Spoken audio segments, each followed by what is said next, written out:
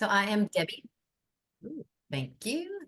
Thank you, recorder in progress. I am Debbie Dunn. I've been working in water conservation for decades, and my specialty is water-wise landscaping classes and teaching people to create water-wise wonderlands at their homes. I actually went to Sac State, got my undergrad in there, and taught my first composting class in Sacramento many decades ago. So today we're going to talk about pollinators for wildlife and how to create bouquets from your own garden. So on the agenda, we're going to talk about who to plant, what to plant, where to plant, why to plant, when, and let's start with when. You would think the best time to plant is spring, but believe it or not, it's not ideal because now you've got the summer coming up. It's hot, the soil dries quickly, so you have to make sure that new baby plant stays hydrated. The best time to plant is late fall, early winter, when the days are shorter, weather's cooler, and Mother Nature offers a little help. That being said, there's never a bad time to plant something beautiful. So if you see this bouquet here, I picked that in my garden. And if you can see the cat on the left, he's eyeing them saying like, oh, I can't wait to jump on the table, eat those, and then go in the living room and throw them up. So there's pros and cons of everything, but it's so worth it with these beautiful plants. So we're going to start with the test question, and feel free to answer these questions in the chat. If you have questions about anything, put it in the Q&A. But for the chat, something like this: how much water do you think is used outside for irrigation in an average home? So, you know, for your irrigation, if you've got a large house with grass and trees and plants, what do you think the percentage is? Anybody want to guess? Well, average is about 60%. A larger home might be more than that. A smaller home, probably less than that. But indoor water use is only about 55 gallons per person per day. And with water-saving devices like the ones that Citrus Heights Water Districts offers rebates on, it can be even less. Your next test question is, what uses more water, pool or grass? Well, it's about the same because evaporation happens to the top of the soil. So it dries out at the top of the soil where the grass roots are, and it also evaporates from the top of the pool. So if you have just grass in your yard, a monoculture, just one type of greenery, you're not going to have a lot of pollinators or beneficial insects in your yard. But if you start planting beautiful water-wise plants and vegetables, you're going to get more pollinators: birds, bees, butterflies, beetles. And if you create a really zesty pollinator garden, you're going to get even more of these birds, bees, butterflies, and beetles. And that's what we're going to talk about today. So whether you call it a water-wise garden, California-friendly, drought-tolerant, or xeriscape, I don't really like the xeriscape because people always think of xeriscape and a dry Arizona look. It's all the same thing. They're all plants that do well in our California climate. So what's your style? You like a lot of rocks? It's not my thing, but some people like it. Just know that in the summertime in Sacramento, it's going to heat up. And while your water bill may go down, your air conditioning bill is probably going to go up. Another example. What about succulents? How many of you like to put in a lot of succulents? This garden doesn't have a lot of different kinds of plants, but what it has, they're all low water and they're all major bloomers. But if you notice, everybody's blooming now in the summertime. So what's going to happen in the spring, winter, and fall? Are they going to have a lot of pollinators for their garden? Probably not. And again, a colorful succulent garden that looks great right now, but it's gonna, all those little succulents are gonna have pups. So over time, you're gonna have to go in, clean it up, and it's not gonna stay looking as perfect as that. So the goal to me is flower power. What can you bring in and what will it invite? These are gazanias. I call them the freeway flower of the 70s. So what color plant do you like? Do you like a gray leaf? Do you like a green leaf? What color flowers do you like? Do you like yellow, orange, red? I went to one house and they had all purple flowers. And I said to the owner, so you must love purple. And they're like, not especially. This is what the designer gave me. So it's your garden. Plant what you like. Here's a bunch of different ground covers. Do you like the grassy look? And this is yarrow.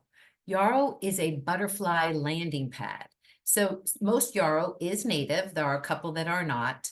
And butterflies like the clumps of flowers, and then they like the flat landing surface. But just know that parts of yarrow will die out for part of the year. It'll come back and grow in other places. So it won't stay in this perfect shape. You will have to work with it some. How are you going to know where to find more information about all these great plants? You can go to the Regional Water Authority at rwa.watersavingplants.com. And this website, which is for Sacramento residents, it talks about different gardens, plants, and you can create your own list. You can actually look at ideas for front yards, backyards, hillsides, parking strips. Maybe you want to do shrub borders. So you can focus on wherever you want, but you can also focus in on plants. So you can do it alphabetically. In this case, anything with a little orange puppy on it means it's a California native. And we'll talk more about why California natives are especially good. Water-wise is great. California natives are just a little bit better in most cases. Just know that the plants on this list, it's not perfect. It's a really good place to start. So start with this list, go look at your neighbors, what's working at their yard, go to your local nursery, ask them what works well, what people love, what doesn't get returned, and just start your homework and your research that way. So you can delve deeper on the website, and you can look at the different, if you look in the top right corner, you can look at the different characteristics. So what's the plant height? What's the flower color? Does it need sun, shade? What's the water need? And so this website provides a lot of great information for you. What I like to do when I'm creating lists for gardens is I like to write down the botanic name, the common name, when's the season to prune, because if you don't maintain them right, they're not going to stay looking good for very long. How big do they get at maturity? What's their bloom color, and when do they bloom? I want stuff blooming in the garden year round so that I've always got all my friends, the birds, bees, butterflies, hummingbirds, ladybugs, everybody always visiting. And again, I'm going to talk about that maintenance, so important, and I'll get into it more later. Everybody, well, not everybody, most everybody loves lavender. There's 39 different species. It comes in purple, blue, violet, pink, a variety of colors. There's 3 different lavenders in this picture. My favorite is French lavender because I like the shape of the plant, the color of the leaf, and the flower is great, and it's got an amazing smell. You can cut it and make bouquets. Just lavender bouquets. You can add it to a bouquet. You can make sachets out of it, and certain lavender you can even cook with. Spanish lavender, very low water, super low maintenance, doesn't smell as good, doesn't make as nice to cut flowers, but it's a very easy plant, and bees love lavender. Red yucca, and I'm going to go through these kind of fast, but you'll be able to watch this over. Again, if you're interested, we'll also send you a copy of the PowerPoint, so you'll be have opportunities to see it again. And red yucca, super drought tolerant, very low maintenance, gets these stalks with gorgeous red flowers on them. Anything tubular, hummingbirds are like, oh yeah, let me put my nose in that business. And you can see that there's a fight for this one with a bee and a hummingbird. Mexican bush sage or salvia leucantha, hummingbirds love it, bees love it. This plant says it gets 3 to 4 high and wide. I've seen them get 5 to 6 high and wide. What's nice about this plant is you can give it a hard cut back and it'll come back looking healthier and better than ever. Also makes nice cut flowers. Salvia gregii, there's so many different stages and salvias out there. Some of them are native, some aren't. This one just has a bright red flower that the hummingbirds love. This is Statice, and Statice is in the back of the toilet here. Statice is also a very drought tolerant plant. This is a garden I did for the San Diego County Fair. All the plants in here are drought tolerant. All of them are pollinators, colorful, and like you might think, they're all low maintenance. Inside the toilet, in my pink toilet, is a kangaroo paw. They make beautiful flowers.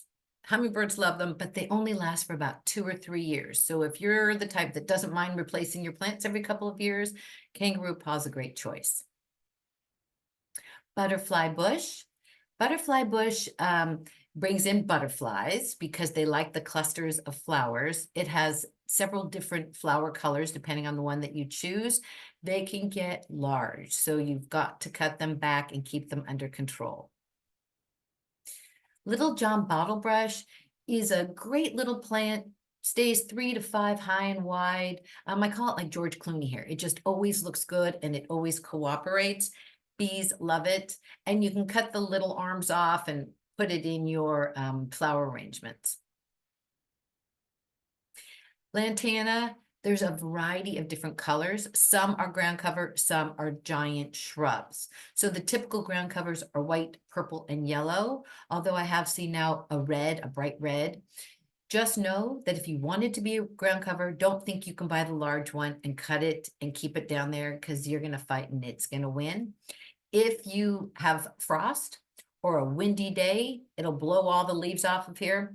Don't worry about it. Once the cold is over, give it a hard cut back. Make sure you've got some green at the end of the stem and your lantana will come back beautiful.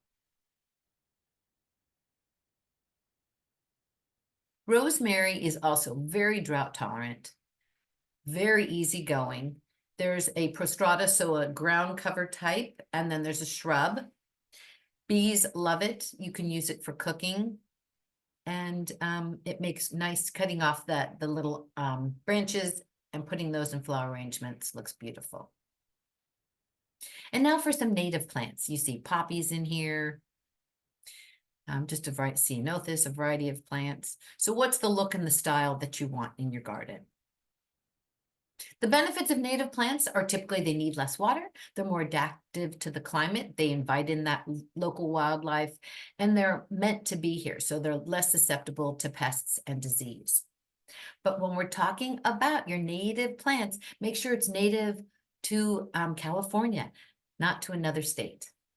So poppies, we all know them, throw down the seeds and within a couple months, you'll have these beautiful poppy fields. And who doesn't like poppies? Everybody from the Wizard of Oz did.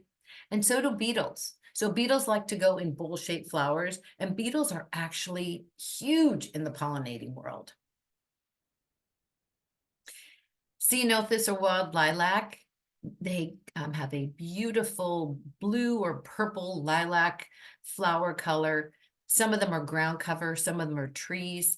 This is Joyce. I love how she just stays low growing. She spreads out, trim her once in a while.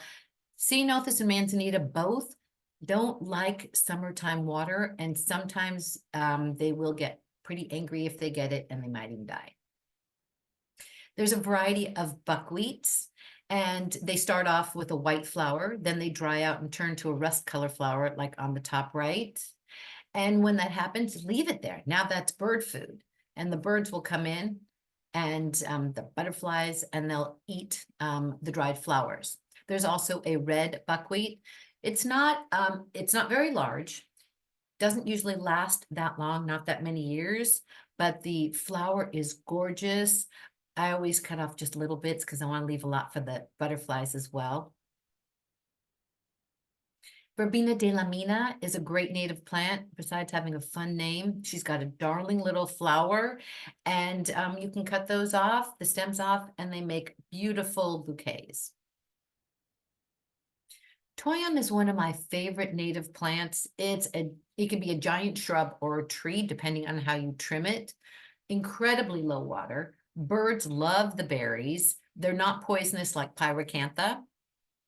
You can get this gorgeous, or you will get this gorgeous red berry in the fall and the winter. So you can cut them and put them on your holiday tables. They look great. And if some of the berries fall on the table, not a big deal. They're not poisonous. They don't taste great though. I tried them. And then you get a white flower in the springtime. So you can cut those and put them on your springtime tables. There's a variety of grasses out there. Deer grass or mulberry is one of your choices. And it depends on if you like the look. If you want to keep it looking tidier, you have to cut it back and actually clean it out. Clean out that dead stuff from on the inside. There's a variety of milkweeds, but you want to use the native milkweed, not the one that looks like a lantana bouquet, but this narrow leaf milkweed. It'll die back in the winter and you'll forget you had it, and it comes back bigger and better than ever in the spring. So if you are going to do milkweed, make sure you get the right kind, and the butterflies will thank you for it. That's the kind you do not want to plant. My favorite plant, we're out of natives now. We're back into just drought tolerant. My favorite plant are grevilleas. This is Grevillea superb. The one on the left is only about 6 months old. It will bloom and bloom and bloom year round, and it's a hummingbird party, and bees also love it. Robin Gordon is a red flower. There's peaches and cream. That's more of a peach and cream colored flower.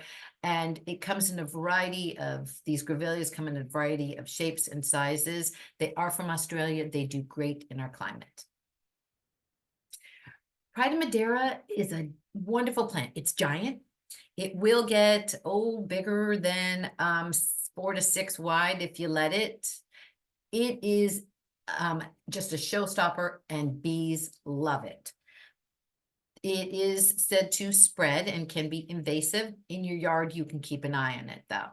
Just know though, this plant gets big.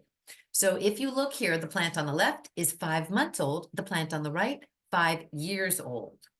So what I like to tell people when they get a cute little 1 gallon plant, and I encourage you to get a 1 gallon plant, why spend so much money on a 5 gallon plant when it's going to be the same size as that 1 gallon plant within 6 months? It's easier to plant a 1 gallon plant, it's less expensive, and it's easier to establish in its new environment. But if you look here, that 5-month-old plant, it's so tiny. So people think like, oh, that tiny plant, that can't get that big. And it's kind of like, don't mistake the Great Dane puppy for the full-grown Great Dane, because maybe it's more than you can handle. That being said, I don't judge what people want to do because it might work for you. And I mean, to me, that's a pretty wild setup, but it seems to be working for them. So in your own yard, it's the same thing. And I talked about succulents. Succulents are low water. They know how to hold on to their water. So if you don't water them for a week or two, they're not going to die like some other plants. But succulents like some shade typically. In hot sun, full sun, some of them won't be that happy. So keep that in mind and share with your friends. Now, trees. Sacramento is a tree city. It's known for having more trees per capita than, maybe anywhere in the US. And we want to keep it that way. Trees are beneficial for a variety of reasons. So you've got your evergreen trees, and you've got your deciduous that lose their leaves in the fall, and then they grow back in the spring. There's a lot of benefits to those, and I'll talk about them coming up. For more information on trees, you can go to selecttreecalpoly.edu. All the websites I'm telling you about are on a list in the back of the PowerPoint. So how many of you like oak trees? You do need to be patient because they take a while to grow, but you really have to think about tomorrow when you're planting. I don't know who it was that said, when's the best time to plant a tree? 20 years ago. The second best time, today. So when we look out there and we see these giant, magnificent trees, we have to thank some people from decades to centuries ago for doing that for us. Crepe myrtle is a great tree. It doesn't provide much shade, but it does provide a lot of other environmental benefits. It is deciduous to semi-deciduous, comes in a variety of flower colors. It also comes in a single trunk, like the one on the bottom right, or multi-trunk, like the one on the left. What's the look that you like? How's it going to fit in that space? It's a smaller tree, so it can fit into smaller spaces. Western redbud is native. It gets, it's deciduous, so it loses its flowers, it loses its leaves. And then in the spring, it gets these darling little pink flowers. And it seems to be that every time the tree is just looking the best, most amazing that it can with those pink flowers, a big windstorm happens. And then it just snows pink flowers. Palo Verde, also native. It, again, not great for shade, but it does have a lot of environmental benefits. Darling little yellow flower. The leaves are kind of very fine, so they don't make a giant mess, but they're a little hard to clean up. If you can, with all of your trees, it's great if you can leave those leaves below the tree so that they can decompose and refeed the soil. So it's like the tree is feeding itself. And citrus. How many of you in Citrus Heights like citrus? I was saying to Jace, how does citrus grow there? I'm like, I think it grows pretty well. Citrus is great to put in a pot. You can do lemon, lime, orange. There's a lot of grafting. Just be mindful when you're buying your citrus. There's a lot of diseases that have been associated with citrus. So buy from a reputable dealer that make sure that that what they're selling you is not a diseased or potentially weak tree. You can also do kumquats and loquats. So why not grow something that gives you the vitamin C and a little snack? And they're also, especially your kumquat is a very tiny tree, or it can be, and it looks great in a pot. Pomegranates are incredibly low water. You're growing another fruit. They do attract hummingbirds when they're blooming. And there's even a little dwarf one called Nana. And then figs. Figs are also very low water. My neighbor in Sacramento had a fig tree, and in September, I'd say, like, can I come over and do some yard work and you'll pay me in figs? Her tree would get so many figs. It's incredible. So you can plant a tree, but also what happens is often a bird will come into your yard, sit on your fence, poop, and boom, next thing you know, you have a nice tree in your yard. If you look on the left, that fig tree is growing from the top of that tunnel. I've seen them growing in tops of palm trees. So they grow pretty easily. And now I'm going to talk about irrigation. It's not as fun as plants, but it's just incredibly important. If you don't water right, your plants aren't going to live and they're not going to thrive. So the things that you want to do is you want to schedule your irrigation to come on after sunset or before sunrise. I recommend early in the morning so that if you've got a sprinkler head that's broken or a valve that's on, hopefully you're leaving to go to work, or you have what I call a Gladys Kravitz neighbor who's walking her dog, and she'll tell you, or she'll call Jace and tell him, my neighbor's sprinkler's has been on for hours. So it's great to do it early in the morning. Adjust your sprinklers seasonally. So you want to, now hopefully they're back on again, but hopefully they were off for months and months and months. And so you're watering, a couple days a week right now. In the summertime, you might want to water more days, or you might want to water longer to get the water deep in the soil. And then in the fall, around October, that's the time to turn it back. The days are shorter, they're cooler, and you don't need as much water in your garden. And that's when most water waste occurs in gardens, is in the fall to the winter.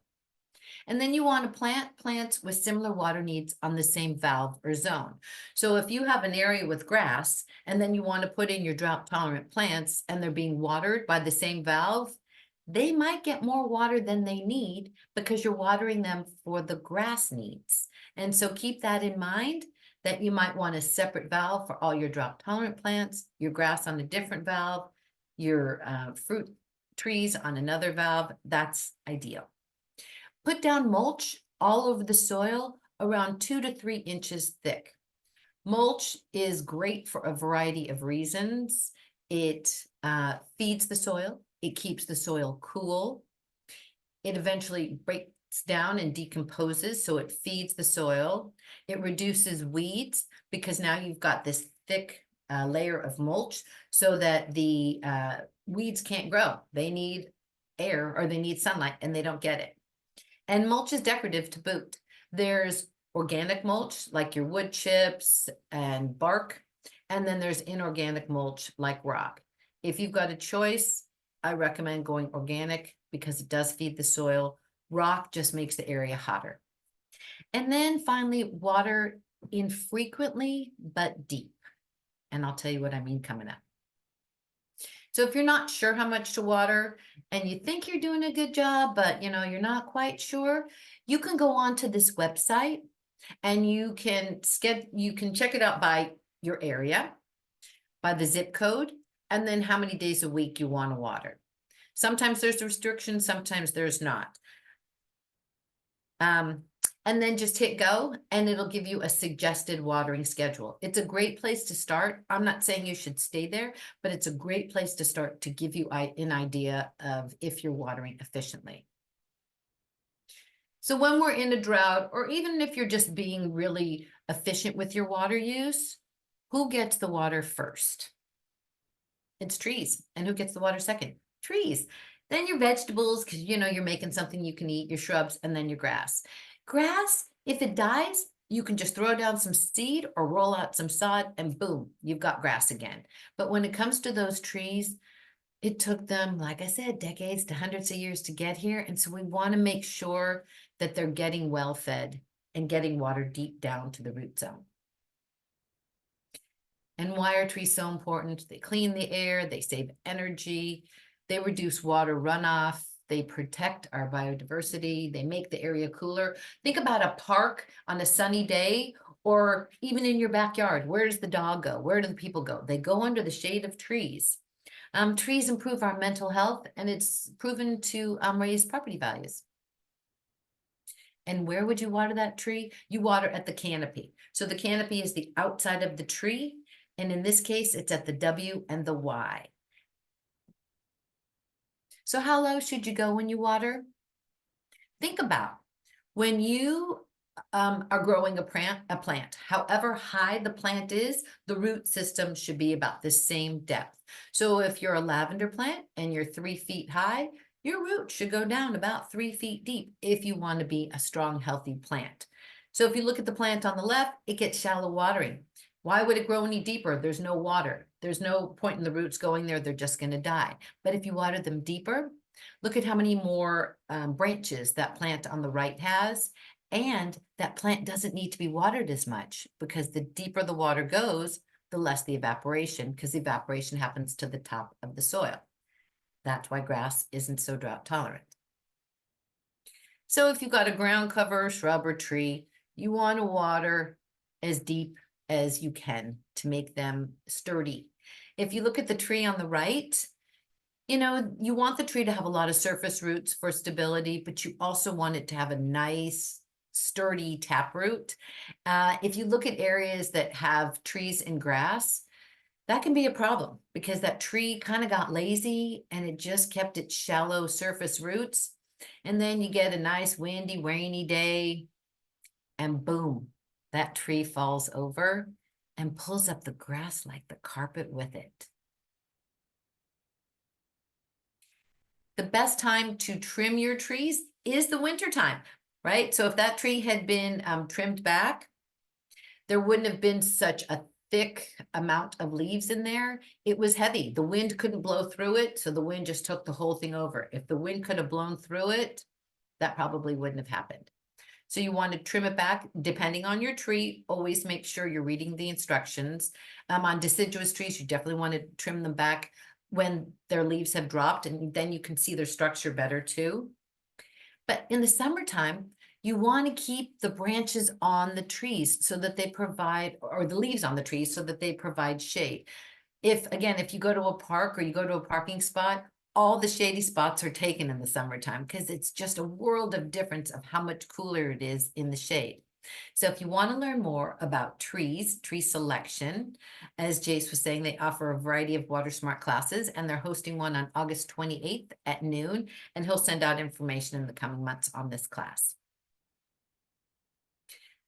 Now we want to talk about how to plant them. So whether it's native or non-native, you want to dig a hole twice as wide and as deep as the container, not twice as deep, twice as wide and as deep as the container. You want to place the plant into the hole a little bit higher than the soil. So if you look at the plant on the left, it's too high, so the roots are showing. That's not good. The one in the middle is just right. The one on the right is too low, and it's probably going to get root rot, and it's not going to be happy and may die. You can, most cases, you don't want to disturb the root ball. In some plants, if you touch the root ball, they're going to be super unhappy, like bougainvillea. They don't want their root ball touched. I've even heard that some people will just slice the bottom off the container of a bougainvillea and plant it in the ground without the bottom and let the roots grow down and take off that way, because they don't want to mess with it. And then you can add 50% of a soil amendment when you're planting. If you've got natives or Australians, don't add soil amendment. They don't want that. They don't want fertilizers, both natives and Australians. They just want some healthy soil that you can create with your mulch and compost. And then when you plant, especially a tree, you want to have a berm outside the planting hole. Again, kind of at the canopy, and you're going to want to move that out. The older the tree gets, the further out that moat has to be for all that water. 2 to 4 inches of mulch. Keep the mulch away from the tree trunk. If the mulch is touching the tree trunk and the tree trunk stays wet from the mulch, it can rot and cause problems for your tree. And after you plant, a lot of people get their holes wet when they're planting. So they dig it, they put in water, then they wait for the water to infiltrate through. They pour it with water again, and then they plant. And if we were to talk about soil, then we would talk about how fast, when you put water in that hole, how fast does that water go through? If you've got clay soil, that water is going to sit in there a long time. If you've got sandy soil, it's going to go through right away. And when we talk about maintenance, the way that your plants are going to stay beautiful longer and healthier is with proper maintenance. When it comes to hedging your plants or cutting them back, lots of times it's just a style, but also if things are done right, your plants will stay healthy and stay around longer. So how many of you like the style on the left? It's kind of got a hard hedged side to it, because otherwise it would grow on the walking path.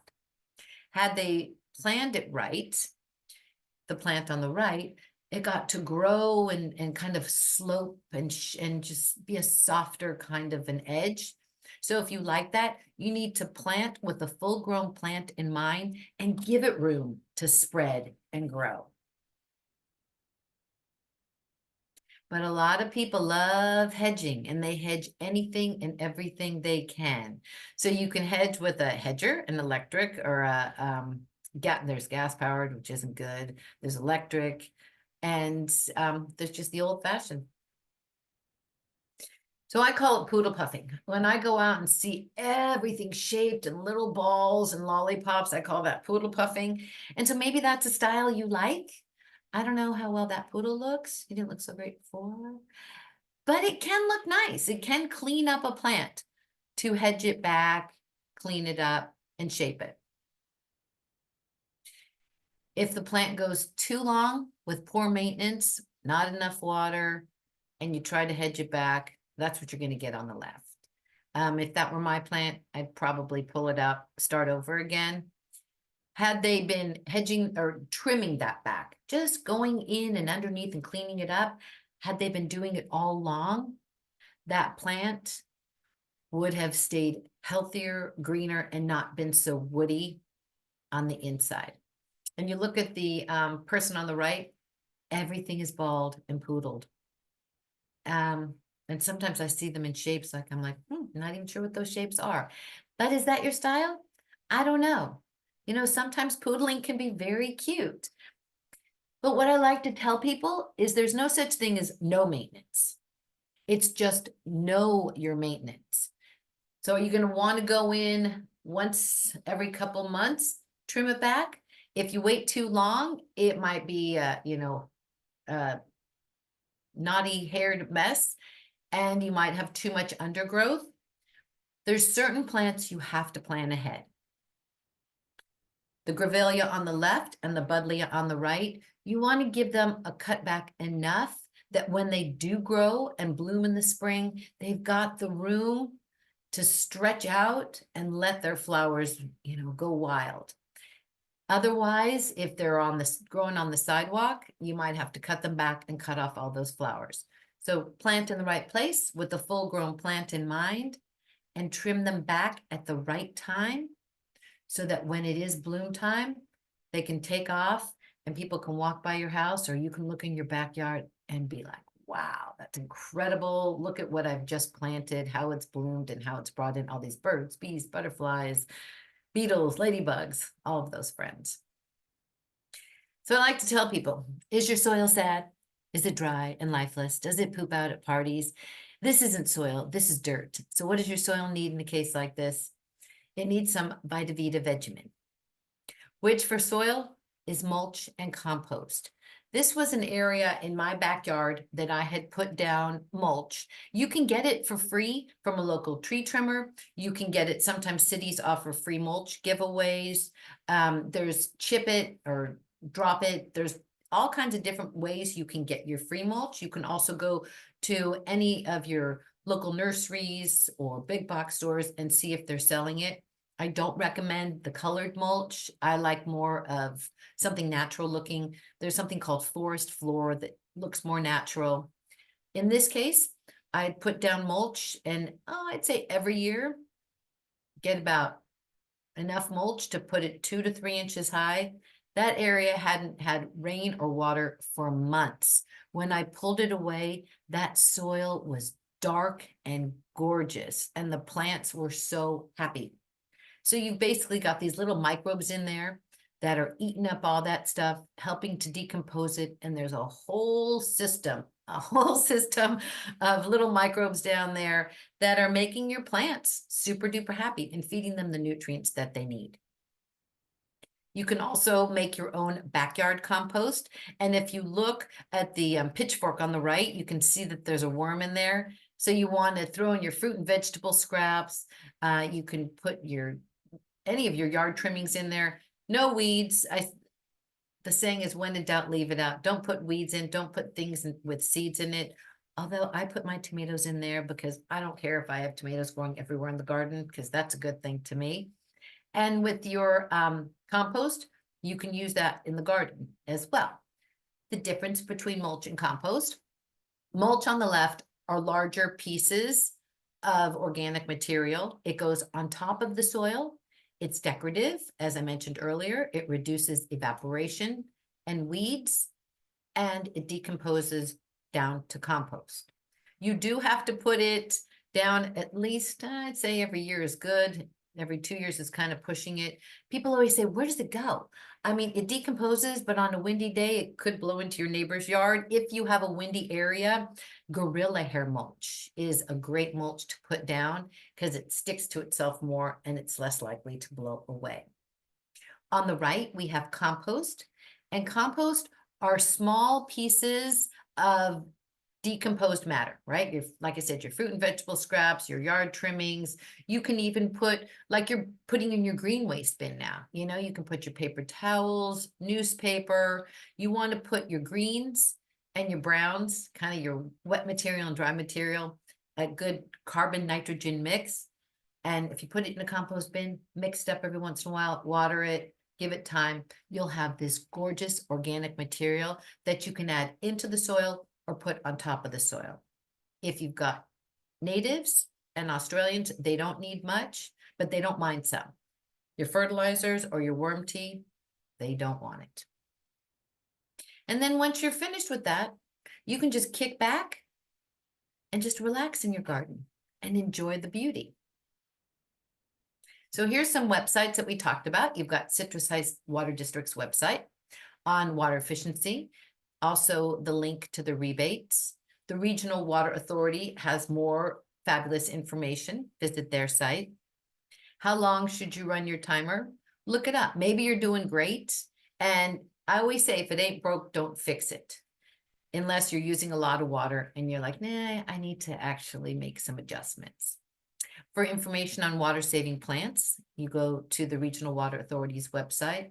And for trees, you can go to Cal Poly's website. So this is Jace's information and my information. So if you have questions on any of the plants we talked about, feel free to ask me. for other classes, for other programs, you can ask Jace. What I like to tell people is to have fun in their garden. My degree from Sac State is in environmental studies, so I believe in reuse. No, this is not my bumper because I don't think my husband would find this entertaining.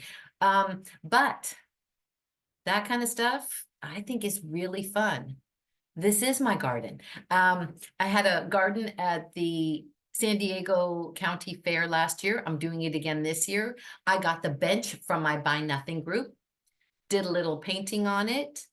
You can have fun with an old pair of kids' pants and put a plant in there. When you water it, you have to be careful because every time we watered it, that kid wet his pants.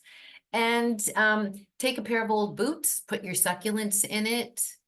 The plant that is inside the little dress, that's lamb's ears. It's super soft.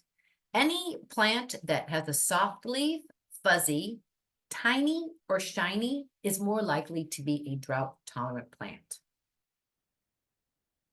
So for more fun garden ideas, go online and just, Google recycled art and have a good time with it. There's our information again. And we have time for Q&A. And I'm also going to show you if it works. We'll see. I'm going to show you a very entertaining video from my garden last year.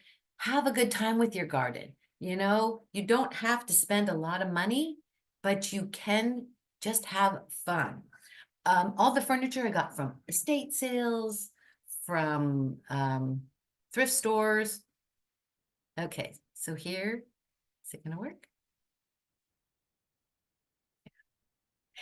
So one running toilet can flow up to 200 gallons an hour. That's enough water to fill a pool in 4 days. If you ever hear that noise in the background at your house and wonder, what is that? It could be your toilet. You can do the toilet test by putting a couple of drops of food coloring in the toilet tank. Wait about 15 to 20 minutes. Don't use the toilet and check the bowl. If the bowl has changed color, you know that your flapper isn't sealing well and likely you just need a new flapper. I'm a big advocate for checking your toilets. The rocks in the background are a dry stream bed. You want a place for the water to flow, whether it be a rain chain, a rain barrel, or a dry stream bed, and let that water flow, keep it on site, and let it recharge the groundwater aquifer. Questions? Yeah, all right, Debbie, that was great. It makes me want to do some yard work. Good. Yeah.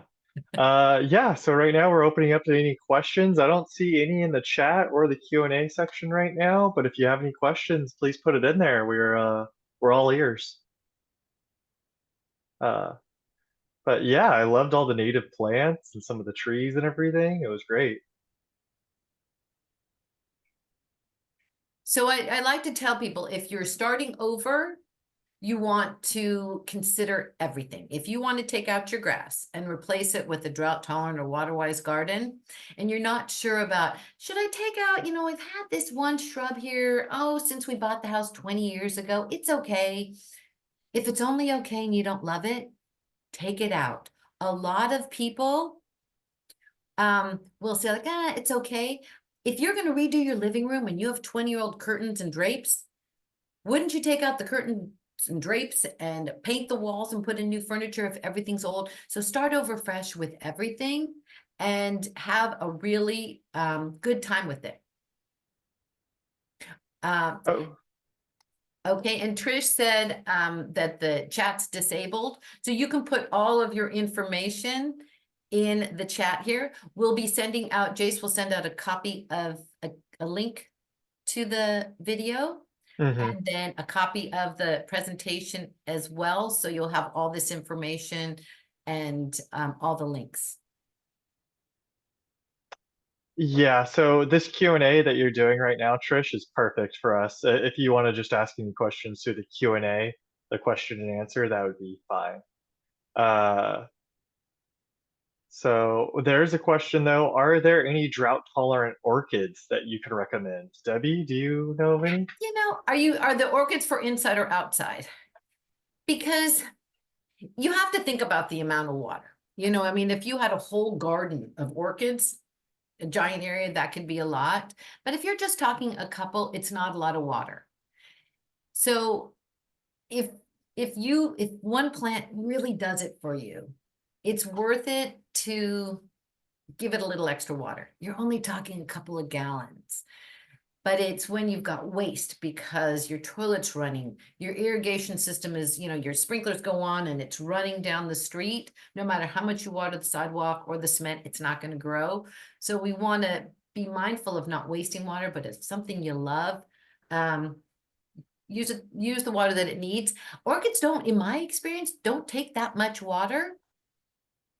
But if you want to send another email later on because you know something specific, do tell me.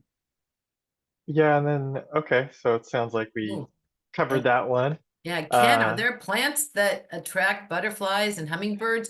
The vast majority that were in this presentation that we sent out attract hummingbirds and butterflies. So again, for hummingbirds, anything tubular, anything they can stick their nose in, consider them like little nosy things that they want to stick their nose in any of your tubular flowers. Your butterflies like the bunches of flowers, a big bunch, and they like to land on it and sit on it. So both of those will attract them. We'll send this out. You can also go to a variety of websites and Google, like you want to make sure they work well in your neighborhood, but plants that attract butterflies or plants that attract hummingbirds. Also, your local nurseries. Sometimes these days people are so into it, they set up displays focusing on those things. yeah. And I don't know if you see this question from Mary, but she has a Chinese pistachio tree that's slow to bloom this year. You're She wants to know if there's anything she can do to help it through this slow period. Yeah, the Chinese pistache, I'll tell you, a lot of trees this year, they're just confused. You know, we have jacarandas here, and they're not even budding yet. They're getting flowers before leaves. Everybody is just, and they're not getting much of anything really. A lot of plants are so confused because we had so much water and because we had a hot day and then we've mostly had cold days. So this year, your Chinese pistache may just be going through a bad year and it should be just fine. If it continues to not look good, or if it's looking really different than everybody else in the neighborhood, then you might want to take pictures and you can send it off to Master Gardeners and see if one of their experts, because they have tree experts there, see if their tree experts can help you. Yeah, and then Yeah. another anonymous Mhm. source or anonymous member, class member, just had a comment about they would like to become a good gardener. I'd like her to recommend our Water Smart classes on YouTube. You can access the just Citrus Heights Water District YouTube if you Google that. And then also our webpage has all the classes linked to YouTube. And then to also answer a question below that, the presentation will be emailed out to all registrants after the class. It might take like 1 or 2 days, but we'll get it out to everybody. Uh, And and then, if you have sorry, other go questions too, you can always ask Jace, you can ask me and we'll answer them. ahead. And check out that website with all the plants on it, the Regional Water Authority website, because learn more. What I really like to do though is look in my neighborhood because you know, if you go to Hawaii and fall in love with the plant or go to another country and fall in love with the plant, it may not do well in our environment. But if your neighbors are growing things and they're happy, you know, they're probably going to be happy in your garden. Just keep in mind, is it the north side of your house or the south? Because the amount of sun certain plants need or will handle can be really different. And then again, go to your local nursery, see what's selling well, what's doing well. And I love a bargain, but not when it comes to plants. When it comes to plants, especially trees, if they're on sale, run. Because lots of times they've been sitting in that pot for too long. They're root bound and they'll never be able to get their roots like a tangled necklace. They'll never be able to get their roots out. And if a big wind comes along, you know what might happen. And then the last question that we have is about wasps. Any plants that attract predaceous or predatory wasps? Is that something that you know Um, about, Debbie? Yeah, Baldo, I don't know off the top of my head, but I can look into it and see. Yeah, and how many of you are into veggie gardening? Because if you are, you want to make sure that you're planting the right plants that will pollinate all around your vegetable garden. I know that some people will plant certain trees, and I think avocado's one. Oh, I can't remember. Uh, it's another fruit tree. If you don't have a pollinator nearby, that tree will never fruit for you. So the same thing with your veggie gardens is plant all those shrubs and or annuals that will invite in the right pollinators so that you'll get a really hefty vegetable crop. All right. Yeah, we'll look into the wasps questions. Yeah, I'll And find out for you, Baldo. yeah. Okay. If there's no other questions, I think we're going to cut it there. I want to thank Debbie for coming on and doing this, and everybody for attending. I hope you got something out of it. And like I said, we'll be following up with this the whole class. Like I said, is filmed, and we'll follow up with it, and a kind of truncated version of the PowerPoint.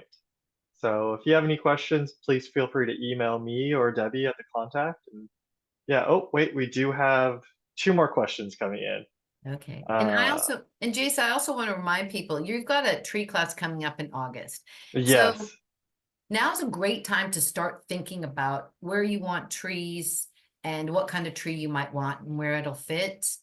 The ideal type of tree, especially in Sacramento, is to have a deciduous tree on the south side of your house so that in the winter time, the leaves fall off and the sun comes in the house to help warm the house. And in the summertime, you've got all those leaves shading your house. This will reduce your energy costs significantly. So start thinking about it and then attend the class and learn more about what trees might work in the right place.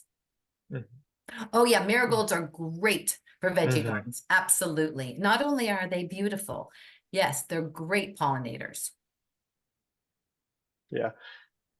And I hear they also kind of keep away some of the pests, like the common pests in your garden. Is that right, Debbie?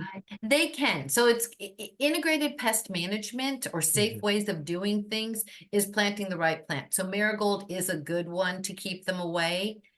I am very hesitant to use bad chemicals in my gardens just because of dogs, of birds, and there are some things we don't want in the garden. So it's always great to go the IPM way.